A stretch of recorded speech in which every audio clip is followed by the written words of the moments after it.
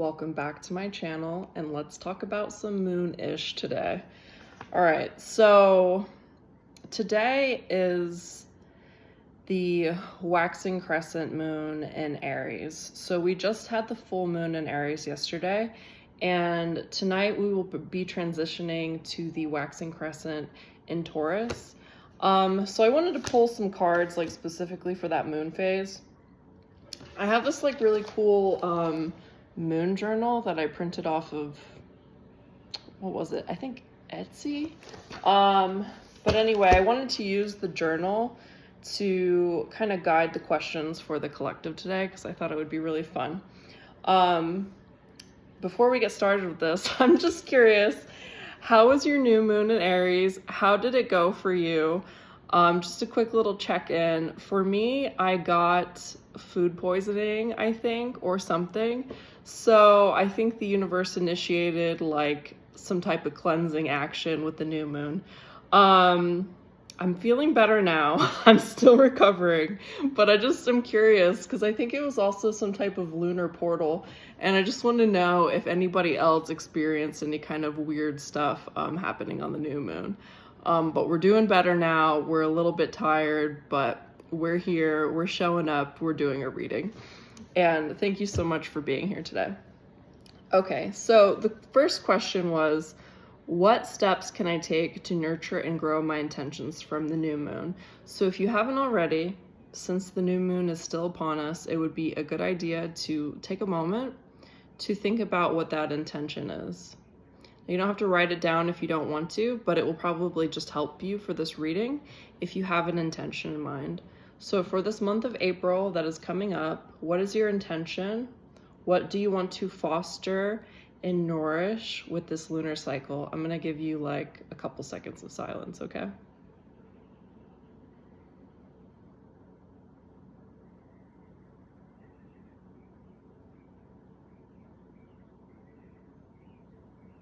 Okay, I hope that was enough. So it's saying the steps that you can take to nurture and grow your intention with the new moon. You were given the stillness card. And what I want to say is, in this context, it's not just saying stillness, like be still. It is saying trust that whatever it is that you are trying to manifest, trust that it has already happened. Trust it has already happened, that you're just waiting, you're just watching to see how the pieces come together, how they fall together. You don't need to worry about whatever it is that you're trying to call into your life, because it's like the things that you are calling in are also calling you in, okay? So it's just telling you to take a moment to have stillness and to have faith that you are aligned with your higher self and your intentions during this lunar cycle. So secondly, what obstacles might I encounter? And okay, so we're gonna go with that. What obstacles might I encounter? So here's the Two of Cups, and this is telling me that you might experience a little bit of conflict in partnership. This is just a temporary setback. Spirit is saying that it's for a reason, it's for a purpose. There's a reason you're experiencing this conflict. And it is just to illuminate some things to you, some patterns, some themes that you need to pay attention to. That's the only reason. It's also telling me that you need to work on your communication, as we can see this water like flowing in reverse. So this is also happening because it is a good opportunity. I want to say for you and your partner, for some reason that is coming up. If you're single, like, hey, me too. So however you can apply this to your life, just whatever fits. But it's just saying like your friends, your family, whatever, like this is a good opportunity, or even for you to be honest with yourself and to work on your communication as far as like effectively communicating your boundaries, your wants, your desires, and things like that. Maybe just being honest with yourself about what it is that you want in life, and not judging yourself for the things that you want, or not feeling like there has to be some divine reason or orchestration for the things that you want, right? Because it's almost like you're waiting for confirmation outside of yourself. You're like, I want this thing, but should I want it? And the universe is just kind of saying, well, because you want it, like, that is good enough. You know what I mean? Like, you are the one who makes the decisions. You have the free will. If you want to write a book, write a book. You know what I mean? Like, you don't need a big why. If you want to see your book on your bookshelf with your name on it, just like do it. I don't know if that's a specific message for somebody, but that came up. Okay, so, and then the third card is, how can I stay motivated? And this is so funny, especially compared to the card we just saw. So it's the 10 of Cups, and this is showing me like divine partnership. So it's almost like you experience some kind of obstacle in partnership, but it's saying, it's like, don't worry. It's like this obstacle is coming up so you can feel this flow that you want to feel in this relationship. And I just think it's so like synchronistic, because we have these ducks right here, their little team, and then we have this little team of swans right here, and it's just giving me romance. It's just giving me romance vibes. And what's coming up? We have the first quarter moon coming up in Cancer this week. So I want to say that there's going to be some kind of call to reflect on like your deepest emotional desires, and just realizing it's totally okay for you to want those things. And just set the intention, intention to have them. And trust that once you've set the intention, your higher self is going to be like, okay, this is the partnership you want to manifest. Okay, so we need to show you that you need to remove this block and you need to remove this block to get that partnership, right? And just trust that they're communicating with you. And because you set that intention and you continue to believe in yourself, that it's going to happen. All right. I want to pull an oracle card or something.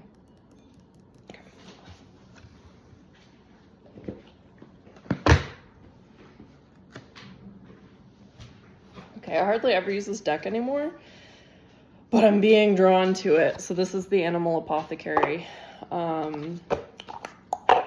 Let's see what wisdom they have in the Animal Apothecary for us today.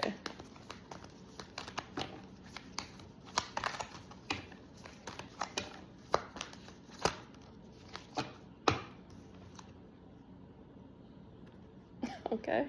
All right. This is awesome. Okay. So this card that you got is self-love, honey. Like, it's saying if you want to call in that divine partnership, that love that you're really like craving to receive from somebody else, you got to work on pouring that love into yourself, like recognizing and realizing that you are worthy of love, not just from other people, but also from receiving it from yourself. So this is very sweet. I'm very happy that you got this card. So start working on those self-love practices. Like, what is it that makes your life worth living? Like, what makes you feel extra special? Like, is it that cup of coffee in the morning with cinnamon? Like, you know what I mean? Is it like feeling the sun on your skin? It's just these little tiny things that add up, that are telling and reinforcing the idea that like you are worth it and you are worthy of this love, and you are worthy of receiving love from yourself. You know what I mean? It's telling me that you know how to give this love to other people. Now you're learning to give this love to yourself, and it's beautiful and it's sacred. And I'm just so excited for you to feel this love pour in from all these different angles and dimensions. Like, we're in our soft life era, okay? We're wearing bathrobes. We got the weird headband on that everybody wears. Like, we're living for the small moments, okay? We're stepping out of productivity mode. We're divinely inspired. We're resting. This is, I think, the work card. We're getting a new essence and idea of what work means, right? And it's living in flow and living in harmony and embracing that there is love everywhere.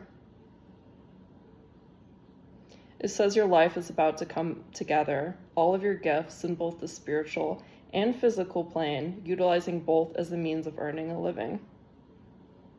Now I'm being drawn back to like when that book dropped in earlier. Somebody here is supposed to write a book. Yeah, so I just want to empower you with that information. You're in alignment to do this thing, and you're also protected. Here's the bull guide. You're being protected on this path and in your purpose right now. And just so you know, you got the number 11 and you also got the number 7. I know those numbers are significant for a lot of people. Beep, boop. Yeah, so it's offering you strength as you move through your life. I'm hearing the word steadfastness. Steadfast. What's happening? Okay. Tonight. Cool. Okay, so we might be in Aries right now, but tonight the moon is moving into Taurus. So we would get this bull guide card, okay? So just know that the spirit of the bull, the spirit of Taurus is guiding you on your path and protecting you. Because it's protecting you, you're allowed to dip into the soft side of yourself. Lovely. Okay. Love that for you. Do like one more card.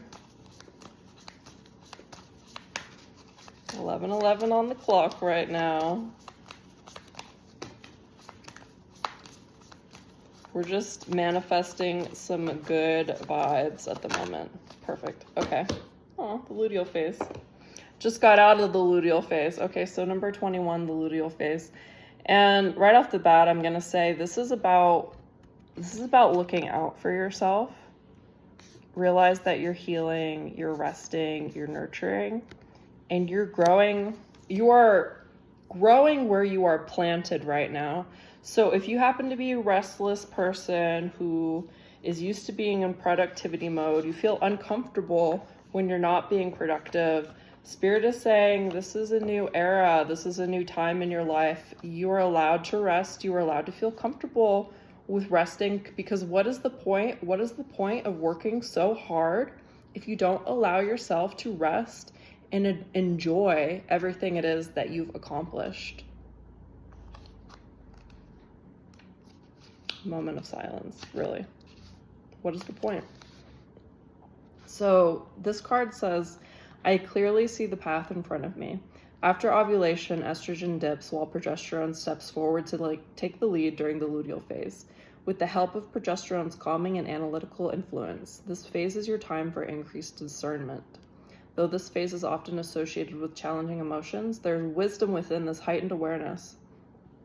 This is a reminder that your perceptive abilities are your superpower, especially at this time. They allow you to see all angles, analyze the details, and acknowledge what you deem to be in or out of alignment. As you find clarity around what is working and what is not, you pave the way toward greater ease and preparation for the phase of releasing that arises naturally after this stage, menstruation, with the new moon. Okay? This letting go feels not only logical, but also liberating. What is working well in my life? In contrast, where am I feeling the absence of ease? So just bring this all home. I want to remind you the cards that you got. No, I'm also going to pull one more card. Okay, but stillness, self-worth, love, value, and respect, divine partnership, the luteal phase, the bull guide, the work card, 2 cups in reverse. All right. We're in our self-care era. That's what these cards are saying.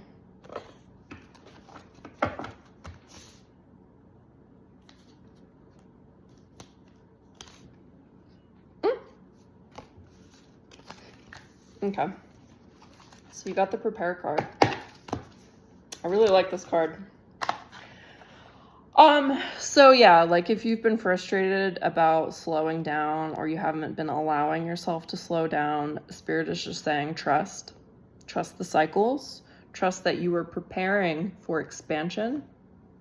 Trust that you're preparing for excitement and energy, that you need to rest right now, but it's coming. It's coming. It's coming.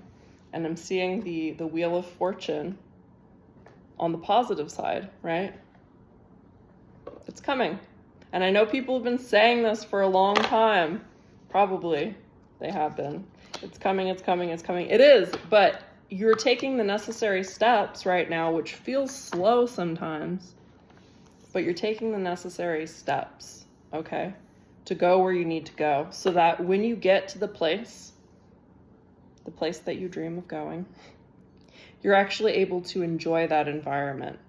And how do you do that? How do you become able to enjoy your manifestations? By slowing down and by learning to enjoy the small moments right now, because we live in the present.